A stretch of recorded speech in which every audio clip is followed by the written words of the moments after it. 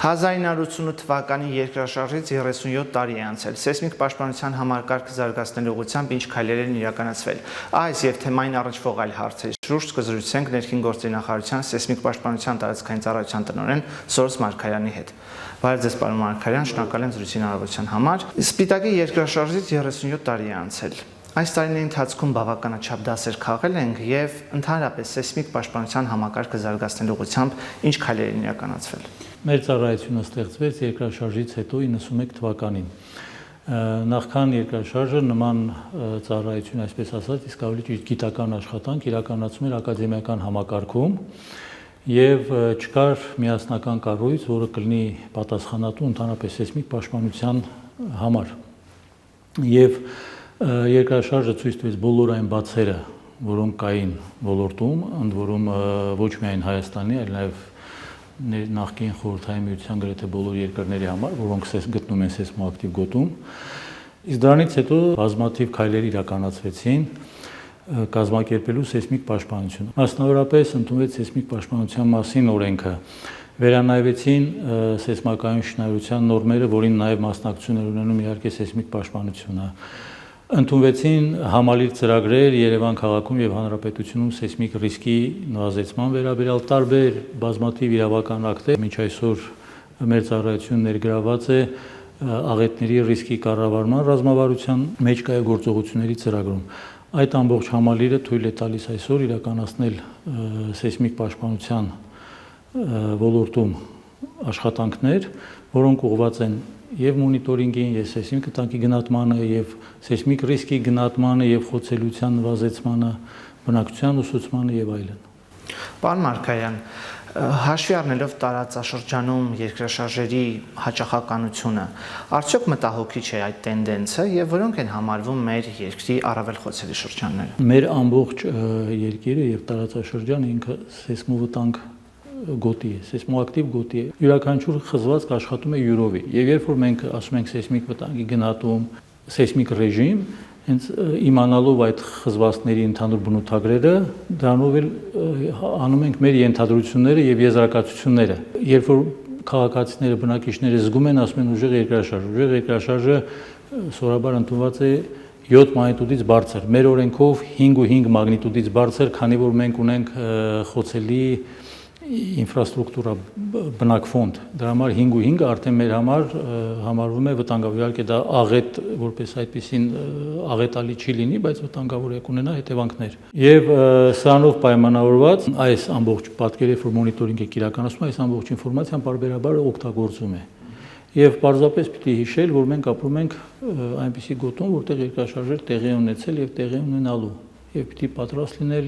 ընդ որում ոչ միայն երկրաշարժից պաշտպանվելու վարքականոններ եւ այլն, կառուցապատողները պիտի տեղյակ լինեն, բնակիչները պիտի տեղյակ լինեն, կարող են պահանջատեր լինել, երբ որ նորակառույցում տուն են գնում, ենթադրենք մի փոքր հետաքրքրվել, իրազեկելու հետ կապված դուք բոլորդ գիտեք, երբ որ տեղի է ունենում զգացված երկրաշարժ, մեր հանրապետությունում կամ հարակից տարածքներում, որ զգացվում է բնակչության կողմից, իհարկե իրազեկում իրականացվում է պաշտոնական խողովակներով ամիջապես։ Հարցի մյուս կողմը բնակչության ուսուցումը եւ պատրաստվածությունը։ Մենք ունենք վարչություն, որը կոչվում է բնակչության տարող աշխատանքների վարչություն, որը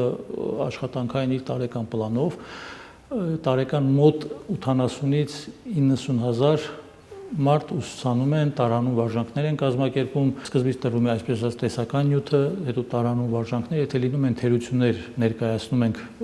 հիմնականում դա արվում է ուսումնական հաստատություններում, բայց բոլոր սոցիալական խմբերի համար արվում է պարզապես ուսումնական հաստատություններում, քշերը շատ ավելի մեծ է։ Եվ վերջերս նաև ասեմ, որ հանրապետական մանկավարժահոգեբանական կենտրոնի հետ մենք այս տարի փոխհմբռնման հուշագիր ստորագրեցինք օգտագործելու համար նաև իրենց ռեսուրսը, որը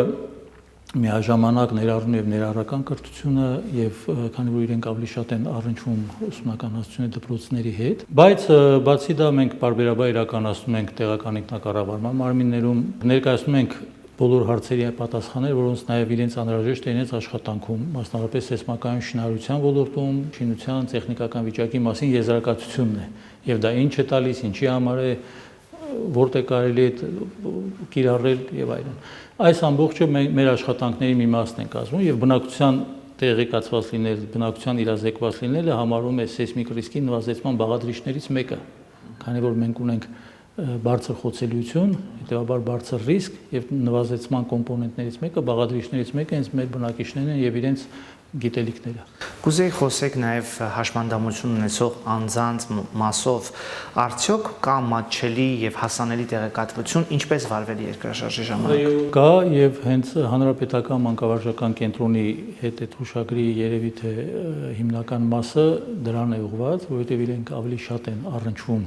հաշմանդամություն ունեցող կամ առողջական այլ խնդիր ունեցող երեխաների հետ եւ կա հատուկ մշակված ծրագրեր տարանուն վարժանքներ են անում նման հաստատություններում առաջարկություններ են անում ենթադրենք թե հարթակի վերաբերյալ կամ որևէ ինչ խնդիր որ կբարձրանա նշում ենք ավելի ապահով ելքերը նշում ենք որտեղ դնել մահճակալները ժամանակ շահելու համար այդ աշխատանքները ամբողջ իրականացվում են Ինչպես է գնահատում արդյունավետությունը այդ աշխատանքը։ Արդյունավետությունը մենք ունենք այսպես կոչված feedback ծառայություն, պարտադիր տալիս ենք եւ դրա վրա իրականացնում են գնահատման աշխատանքներ։ Եթե լինում են տեղեր, որ ենթադրենք ինչ որ բան կարիք կա կրկնելու, կրկնում ենք։ Շատ լավ։ Պարոն Մարգարյան, Հայաստանի ազգային սեյսմիկ ցանցը միացել է թվային սեյսմոգրաֆների ցանցերի միջազգային ֆեդերացիայի հարթակին։ Այդ հանգամանքը սեյսմիկ պաշտպանության եւ անվտանգության համատեքստում ինչ նշանակություն ունի։ Դա առաջի հերթին նշանակություն ունի մասնագետների համար։ Այսօր գլոբալիզացիայի ժամանակաշրջանում բոլորը դա ընդունված է արդեն, որ օգտագործել տվյալներ, նաև հարևան երկրների, նաև ինչ գիտական կամ մասնագիտական խնդիրից լուծում նաև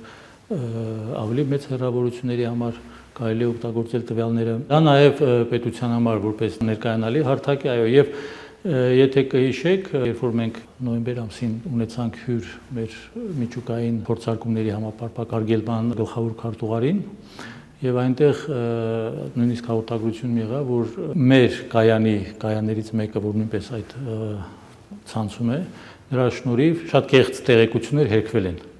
Եվ այս կայանների այս աշխատանք հենց միտված է նաև դրան։ Ընդհանուր առմամբ նաև այդ ցանցում երևում է, ենթադրենք կայանները ոնց են սպասարկվում, ինչ տոկոսայնությամբ են կամ ինչ արդյունավետությամբ են աշխատում, որ նույնպես մեր օգտին է, քանի որ մենք մեր կայանները գրեթե 99% արդյունավետությամբ աշխատում են։ Եվ պարզապես դառնանք աշխարհի այդ մեր ոլորտի մենք էլ դառնանք մի մաս արդեն պաշտոնական մեր կայաններով։ Միջազգային փորձը ինչ է ցույց տալիս եւ որ երկրների փորձին ենք հետևում մեր վերլուծություններում, մեր անելիքներում։ Մենք շատ երկրների հետ ունենք միջազգային համագործակցություն եւ փորձում ենք, քանի որ նաեւ մեր ամբողջ աշխատանքը հիմնված է նաեւ գիտության վրա եւ շատ դինամիկ զարգանում է եւ մենք փորձում ենք հետևել եւ նույնպես շատ հետ չընկնել ոլորտի խնդիրներից եւ այդ միջազգային համագործակցությունը երևի թե ամենակարճ ճանապարհն է բարբերաբար զարգանալ, կրթվել, ինքնակրթվել, որպեսզի կարողանաս դիմացինիդ հետ խոսես ընդհանուր հարցերի, ընդհանուր խնդիրների վերաբերյալ։ Մենք ֆրանսիացի գործընկերներ ունենք, որոնց հետ համագործակցում ենք ամսի 3-ին այստեղ են եւ մի շարք ուղղություններով 20 մինչև 27 թվականը ուզում ենք հետազոտություններ սկսել մեր ամերիկացի գործընկերները, մեր ճապոնացի գործընկերները, որ լավագույնն են այս ոլորտում։ Եվրոպական շատ երկրներից ունենք նախկին սովետական միության ասիական երկրներից, քանի որ խնդիրների մի մասը ընդհանուր են այդտեղ, մասնավորապես շենքերի, տիպարային շենքերի եւ այլն խոցելիություն, նման խնդիրներ։ Բոլորի հետ համագործակցությունը կարում ենք պահել համապատասխան մակարդակի։ Քանի որ խոսեցիք համագործակցության մասին, 2026 թվականին Հայաստանում անցկացվելու է սեյսմիկ անվտանգության թեմայով տարածաշրջանային աշխատաժողով, որ երկրներն են մասնակցելու աշխատաժողովին եւ թիրախային ինչ հարցեր են քննարկվելու։ Դա աշխատաժողով լինելու արևելաեվրոպական երկրների, բայց հավանաբար կլինեն նաեւ ասիական երկրներից մասնակիցներ։ Աշխատաժողովը վերաբերելու է միջուկային փորձարկումների համապարփակ արգելման պայմանագրի շրջանակներում կատարվող աշխատանքներին, քանի որ շատ հաճախ միջուկային պայթյունները փորձում են քողարկել երկրաշարժի տեսքով եւ այդ տրեյնինգները, այդ ամբողջ շղթան քայլերի, որ մասնագետը տարբերակի երկրաշարժը պայթյունից եւ հենց դրա շուրջ հենց կոչվում է ալիքային պատկերների վերլուծություն, քանի որ մենք ունենք ազգային տվյալների կենտրոն դրա սպասարկման շուրջ, միջազգային մոնիտորինգային կենտրոն, ընդ որում մենք ունենք եւ միջազգային եւ տեղական, որը ֆրանսիական գործընկերների հետ է տեղադրված, այսինքն սերվերների սպասարկում, դա նեղ սեյսմոլոգիական մաս, այսպես նաեւ IT ոլորտից ունենք մի փոքր ընդհանուր այդ ամբողջ համակարգի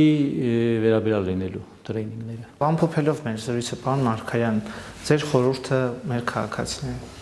Մենք պետք է հիշենք, որ մենք ապրում ենք սեյսմովտանգ գոտում, մենք ցանկալի է, որ յուրաքանչյուր քաղաքացի